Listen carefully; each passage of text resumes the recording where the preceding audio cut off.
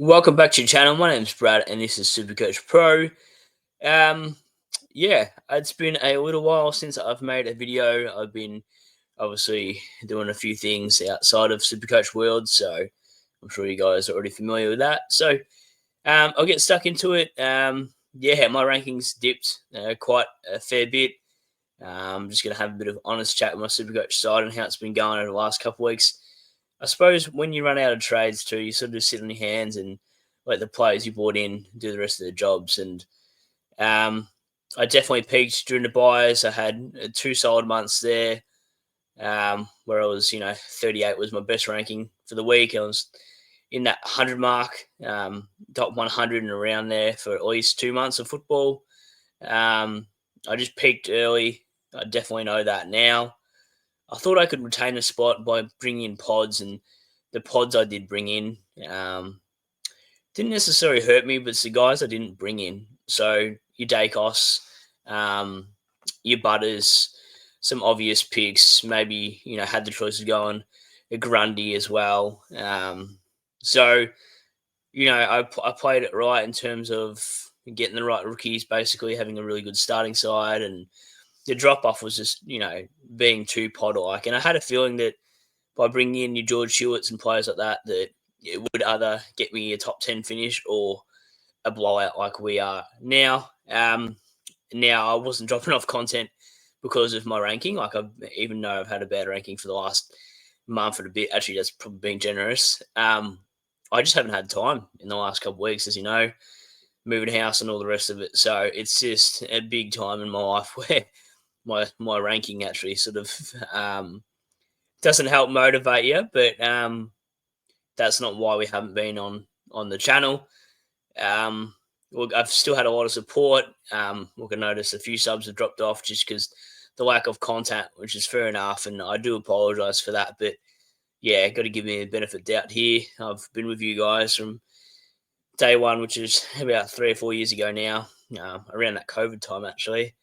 Making content, doing live streams, and After Dark with Rook and Ghost as well. And I've been fairly consistent up until the last fortnight. But anyone would when you got such a big change. But yeah, I mean, this season's been good, making connections and having a lot of DMs through Twitter and getting back as much as I can. But I am a little bit short with replies just because I do get spammed a fair bit in a nice way. When I mean spammed, I just mean you just get over influx, and it does get hard to keep up with it at times. But yeah, we're at a position where we scored 2,467.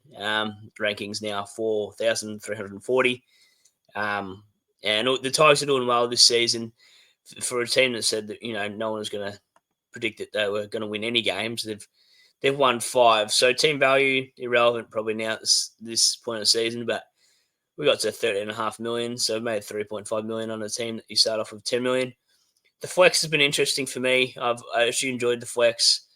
I'll do EPL season this season as well. Content will be a couple minute videos and maybe a couple lives every now and then. I just need to get settled where I'm at the moment. So, yeah, I mean the backline speaks for itself. I guess that's where you don't see a 2-6. Like only one player scored over 100, so I don't really need to go over that. Bailey Smith is one of those guys that you could have got rid of a couple months ago when he missed all those games, and it probably would have actually benefited you, especially if you sold him high. Ash had been consistent, but again, another pod we bought in. And then this week is the week he actually burnt us, I suppose, because that score didn't count because we did have 23 playing. What else have I won? We held Cherry too long. That was a clear mistake. Should have sold him halfway through the season, potentially there. Zorko, probably an old man thing as well. I'm not going to pick guys over 30 next year unless it's maybe Max Gorn still. The guy just keeps going. Yeah, a very pod backline doesn't help, I suppose. Bont is Bont. There's nothing to say about that. Brayshaw's dipped a little bit. No, I actually definitely like the back half. Richards has been a good pick, especially starting pick. Had a little bit of a few poor weeks in between every now and then, but he's been great. I'll probably start him again next year. Merritt's been a fail. I mean, he's got a broken hand this week or something, so he's missing this week, which is annoying. Jackson's been pretty good as a trade-in target for Cherry, so nailed that. Rankin, McRae, Darcy, Petrarca, Daniel, and Warner. Probably a pretty cookie cutter forward line. Hence the obligation in my head to go and pick some pods. But like I said, it's probably not the pods that are hurting me. It's probably the guys that are anti-pod, actually. That was probably where I really stuffed up. And I know that.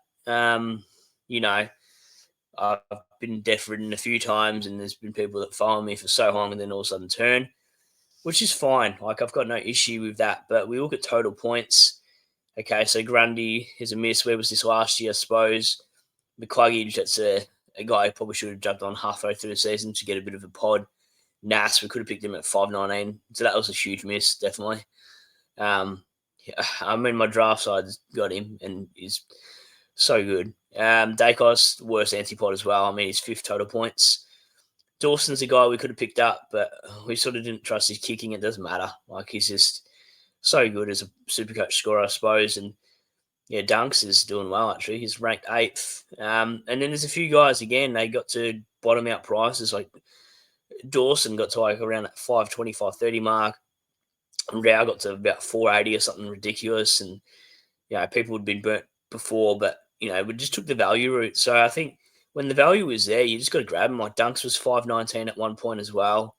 You know, Brayshaw's dips now. Dacos was very cheap as well. It was about 5.31, I think. So I think going for value and not worrying about too much else is what you have to do next season. Holmes is a clear miss as well. I mean, he's 14th for total points. You probably look at the last 5-round averages as well. It really depends when you buy these players to really anything else. Because me and you could have Brayshaw, but I might have started him and you might have had him back in the season. So I probably won that because I got all those big scores early on. But I haven't won it by avoiding players that I shouldn't be avoiding. I mean, look at Rao. Rao's a guy I probably listen to people and go, nah, probably won't go there because what other people think. Nas was my mistake. Dacos was definitely my mistake, being too cute trying to anti-pod. Dawson was my mistake as well. Accountability for that one. I just didn't like his disposal efficiency. But yeah, these are all lessons learned. I've sort of taken a lot more knowledge into Supercoach this year than most years, so I think I can bring it to a good season next year as well. But yeah, definitely even fading Butters is stupid. I've got to take accountability and say there's players I definitely should have brought in that I didn't. But I mean, there's, you know, lessons learned for next year. I'll start pods, but I won't necessarily keep bringing them in all season because that's been my downfall. I probably should have maintained my rank by bringing in these guys that were highly owned. I mean, example of that is Dacos, like 59% owned, and when he goes big every week, majority of the time it kills you. So Max Holmes at 45%. This is just some example. Nas 32%. Butters 29%. So that's 1 in every 3 people have him basically. Whitfield's been a hurt factor as well. Sarong, I beg to differ on that one. We're decoding Street for next year. I probably won't go into next year targets until the last round of the week, which is only in 4 nights' time, crazily enough. But yeah, definitely some hard lessons, bitter pill to swallow, but only due to my own downfall is actually probably actually, and this is no offense to anybody, but probably not listening to enough content. I was probably just listening to myself because I had such a good ranking, and maybe it's a bit of a high horse thinking process, but I was doing everything right. So I sort of initially thought, well, I'll probably just keep backing my gut, but my gut probably was a little bit too aggressive and stubborn to listen to else, you know, opinions, and that's not just content creators and whatever like myself, but maybe listen to other people when I do those polls and not go, all right, well, that was a waste of a poll because I didn't go there anyway in terms of, you know, people's opinions. So I think I didn't get to watch enough footy at the start of the season, pre-season as well. So I blame Arvo shift and weekend work for that, but it's also I had, you know, KO to watch those games and have a look at it. Jordan's still number 1. He's been following me for a bit. He's been in the comment section a fair bit actually, especially on lives and whatnot. So I'm actually going for him. I'll say that publicly. That's fine. just because at least I've interacted and seen a bit of him there. So apart from that, you know, um, I could probably go through my ranking, but I won't bore you this week with that. Look, just give us a like and a bit of love, and sub back if you have unsubbed recently. Give us a thumbs up for the video. I know I haven't talked too much about why my side is poor, but I think you could see in that back line anyway that only Sinclair had turned up. Yeah, season rank 4,340, nothing to hang your hat on. But yeah, I think playing aggressive next year, flex as well is going to have to not be a ruckman because I don't want to do that. I think it limits your flexibility quite literally in flex. Other thing is R3 is going to have to be a forward ruck swing. And I'll probably build my players around that as, you know, the breakout contenders, maybe one in each line potentially. And definitely go for those guys that don't want an anti-pod. So starting off with your day cost next year, and those players in their prime or coming into their prime rather than ones coming out of their prime. So, yeah, I can definitely say a few picks were skeptical. Mills has paid off. Like he's put him for 350. He's been a fine D6. In fact, he's actually my D4 right now, which is crazy. But other than that, that is the side. Draft side is a lot better. My draft instinct was actually better than my classic instinct this year, which is kind of crazy. Versing Pufferfish and that, when we all know Puff.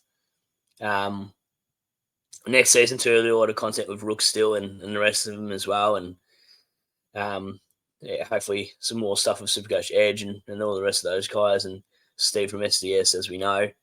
So it was nice to see him on the weekend as well. But yeah, that's the draft side for anyone that cares, which they probably don't. But you come this far, may as well just have a look. I'm in the grand final for that. Probably not too many grand finals for my actual classic side because we have dropped off. EPL side though, I'll click into it for 2 seconds. I haven't updated this side in about 3 weeks either. It's probably literally the first time in 3 weeks I've actually jumped on my laptop or whatever it's been since I actually did a video. So, yeah, rank had nothing to do with my lack of content. I've just been absolutely busy and it's actually been driving me a bit crazy. But by Monday next week, we should be settled and ready to do more content, even though the end of the season is pretty much done and dusted. We'll have time for some EPL. Now, I have no idea how to do EPL in terms of what players. Obviously, know these two big dogs and Palmer because I'm a Chelsea fan, but probably more of a casual fan when it comes to EPL. So don't look for me for advice. Maybe just content and a bit of fun and a bit of banter for EPL. Give us, a 5 for that. But certainly, if you're looking for advice for EPL, I am not your man. Just going to say that straight out. But definitely, I want to have fun with that. I didn't even know that you could actually pick different formations, to be honest. So interesting. Really interesting. Anyway, I'll muck around that another time. We didn't come here for EPL. We actually came here for my AFL Classic. So anyway, thanks for joining. Leave some love, support, whatever you really want. I don't really mind at all. And I'll leave it there. And I'll catch you on the next one next week sometime. Cheers. Thanks. Bye.